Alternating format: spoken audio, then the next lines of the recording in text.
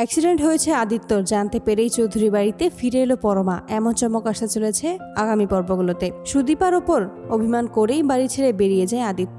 সুদীপা আদিত্যকে আটকানোর চেষ্টা করে আর বলেছে, আপনি কোথায় যাচ্ছেন, আপনি এখন কোথাও যাবেন না। তখনই আদিত্য চিৎকার করে বলে ওঠে, আপনি এটা কিভাবে আমাকে জিজ্ঞেস করতে পারেন? আমাদের তো কোনো সম্পর্কই নেই, আমাদের তো জোর করে বিয়ে হয়েছে, একটা পরিস্থিতি চাপে পড়েই আমরা বিয়ে করেছি, তাহলে কোন অধিকারে আপনি আমাকে আটকাচ্ছেন? সুদীপা বলে, শুধু এতটুকু তো বলে যান আপনি কোথায় যাচ্ছেন। তখনই আদিত্য বলে, আমি সেখানেই যাচ্ছি যেখানে গেলে কোনোদিনও আপনার আমাকে দেখতে হবে না। এই বলেই বাড়ি থেকে বেরিয়ে যায়। অপরদিকে সুদীপা নিচে নেমে আসে আদিত্য কোথায় গেছে সেটা খুঁজতে। তখনই বড় মা সুদীপার মুখোমুখি হয়। সুদীপাকে আচ্ছা মতো কথা শোনাতে থাকে।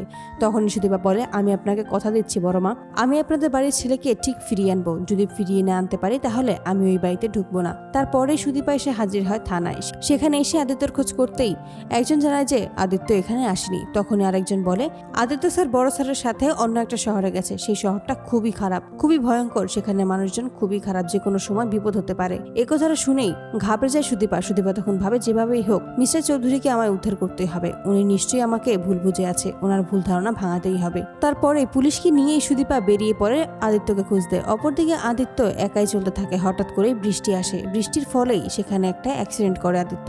অপরদিকে সেই রাস্তা দিয়ে যখন সুদীপা যেতে থাকে তখনই আদিত্যকে দেখতে পায় এবং আদিত্যর কাছে গিয়ে দেখতে পায় আদিত্য জ্ঞান হারিয়েছে। তখনই সুদীপা আদিত্যকে নিয়ে বাড়িতে চলে আসে। অপরদিকে অপর কাছ থেকে যখন পরমার মা বাবা জানতে পারে ও পরমা জানতে পারে যে আদিত্যর অ্যাক্সিডেন্ট হয়েছে, তখনই পরমা আবারও চৌধুরীর বাড়িতে ফিরে আসে। তো বন্ধুরা, তোমরা এটাই তো চাও যেন এভাবেই আদিত্যর অ্যাক্সিডেন্ট হয়েছে, এটা শুনেই যেন পরমা আবারও চৌধুরী বাড়িতে ফিরে আসে।